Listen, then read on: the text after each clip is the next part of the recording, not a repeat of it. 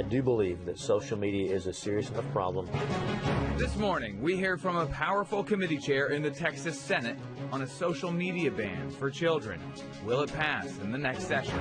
Like alcohol, like pornography, it is something we should protect children from. Why is this voting place closing? Then, after the debacle in Dallas County over neighborhood precinct voting, calls for reform and a power struggle in North Texas. We do not believe that one party should get to dictate to the other, because you can't hold the other party accountable. And a huge choice impacting the future of Dallas ISD. We take a deep dive into one of the largest bond elections in the history of the state. Just ahead.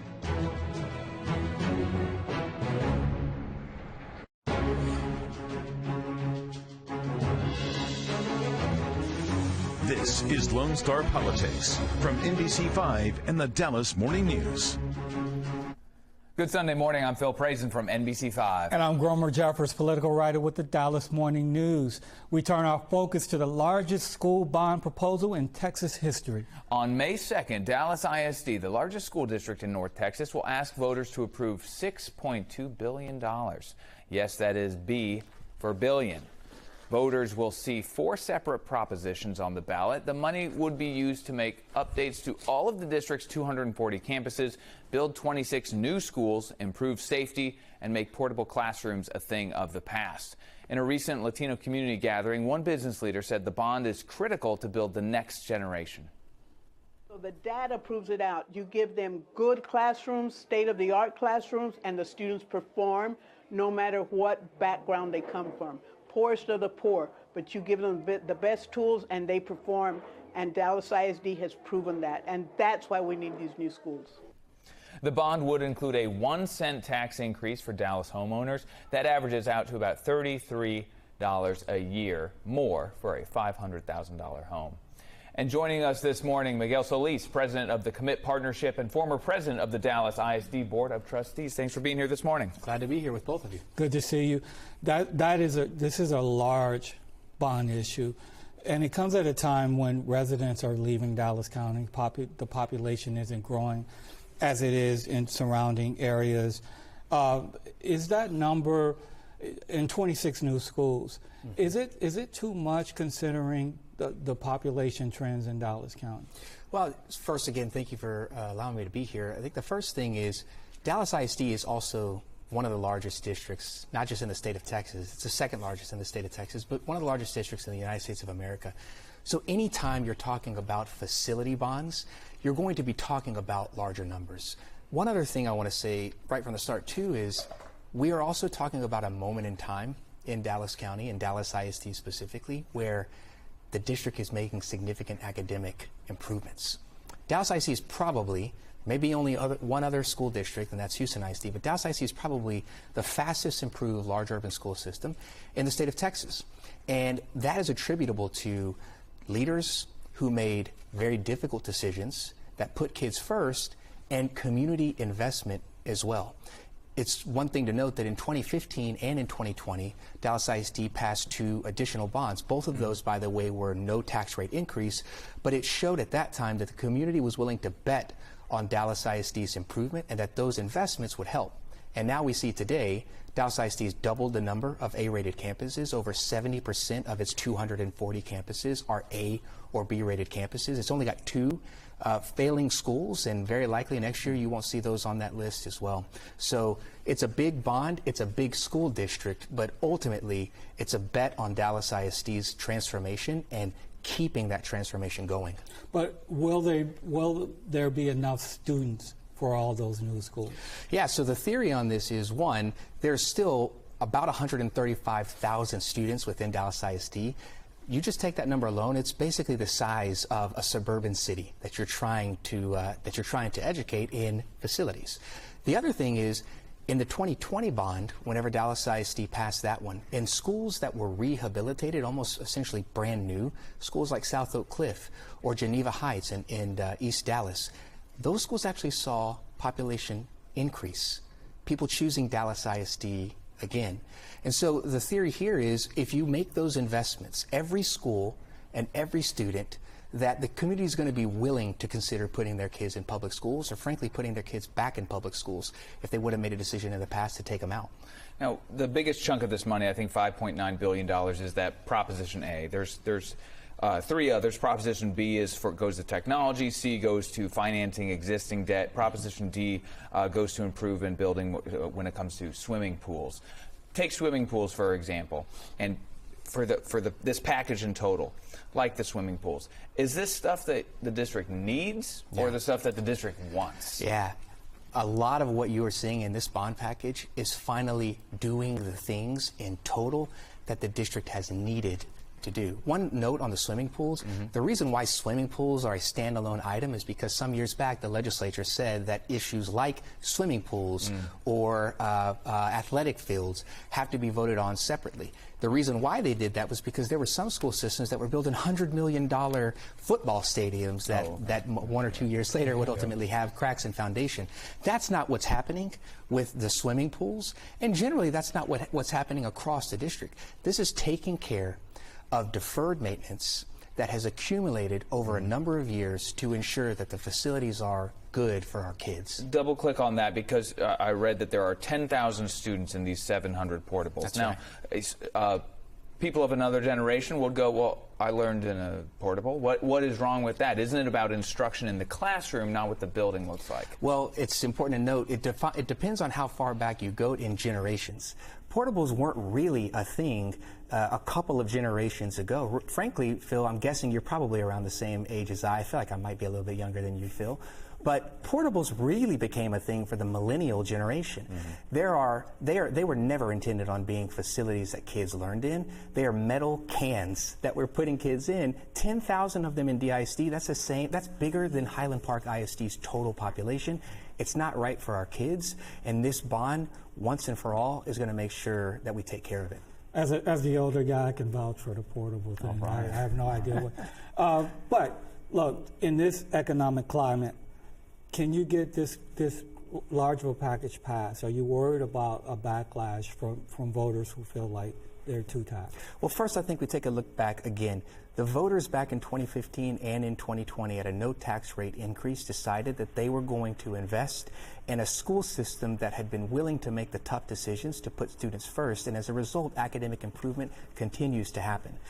I would also say, though, it's not lost on me or anyone else that is a proponent of the bond that this is a 1-cent tax increase.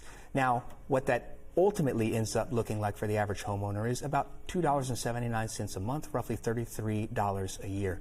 The average cup of coffee, it's about a little more than $3. We think voters are open to the idea and probably willing to keep doubling down, I think, on the improvement of Dallas ISD in that way. One final thing to be said on this is voters drive around Dallas ISD, and they see some areas that clearly need support, but they also see areas where there are schools that have been improved because of these previous bonds, and I think they want more of that in their community because they know the aesthetics of campuses, that increases the value of your home and your ability to be able to have the community that you truly want to have and live in perpetuity. All right, Miguel Solis, thanks for being here this morning. Thank you both.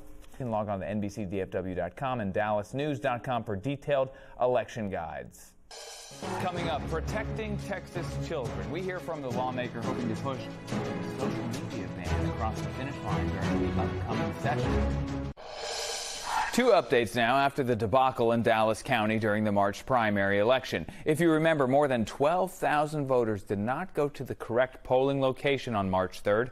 This happened because normally the county does countywide voting, allowing voters to go to any polling place.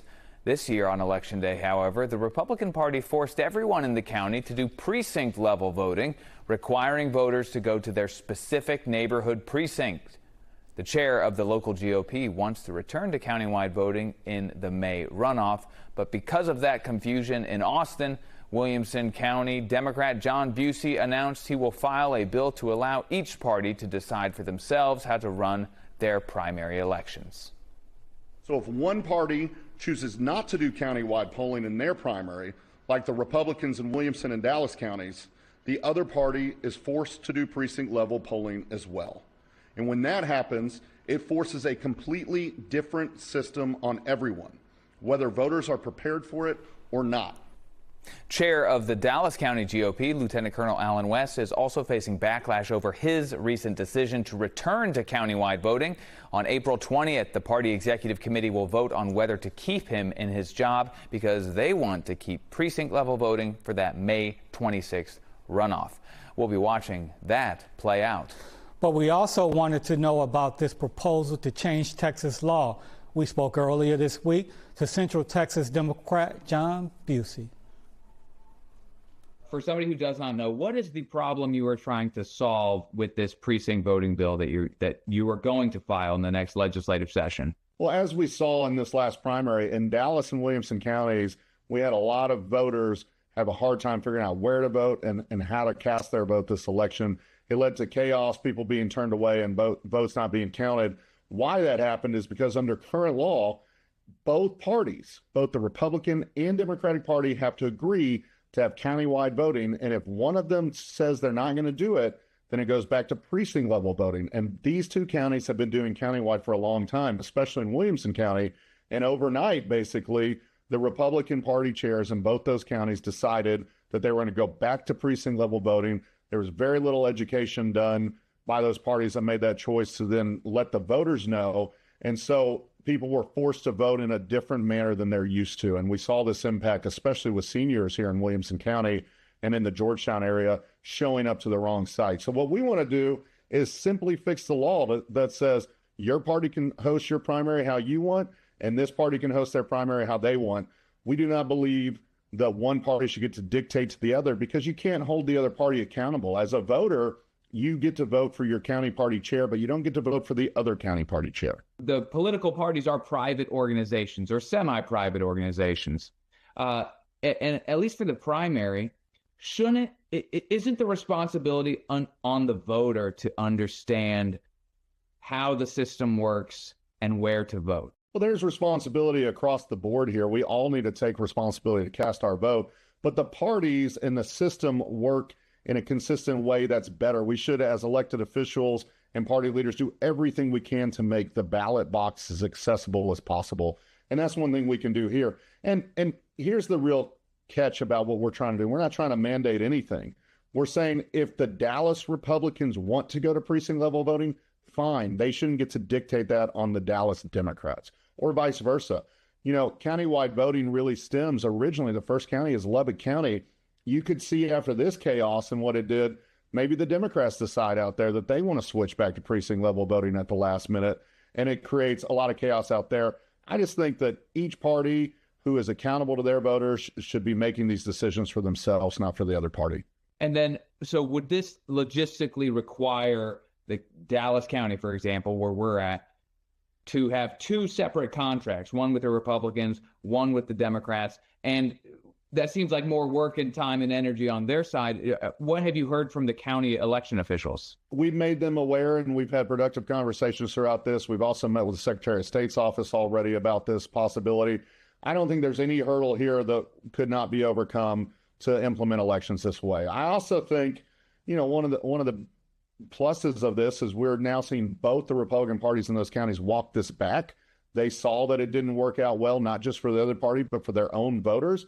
But if we don't codify this in the law, this could happen at any time. So we need to make sure that we codify this, and that then we work to make sure the ballots are as accessible as possible. But let me ask you this. What about the Republicans in the House, in the legislature? Have you talked to them?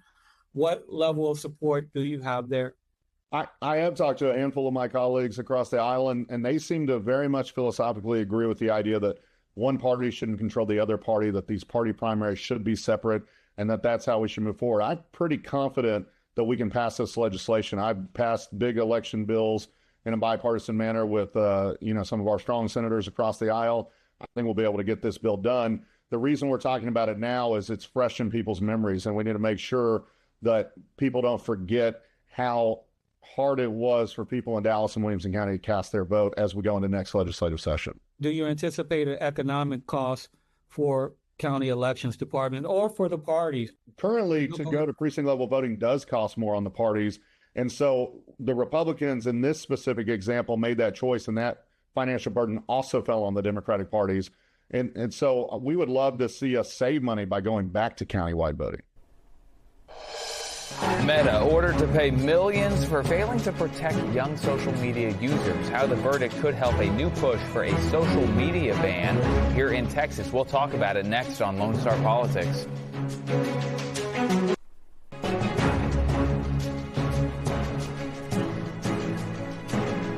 Now, in its 8th week, the next vote to end the partial government shutdown could happen this week. The U.S. House of Representatives and the Senate both convene tomorrow, following a 2-week break.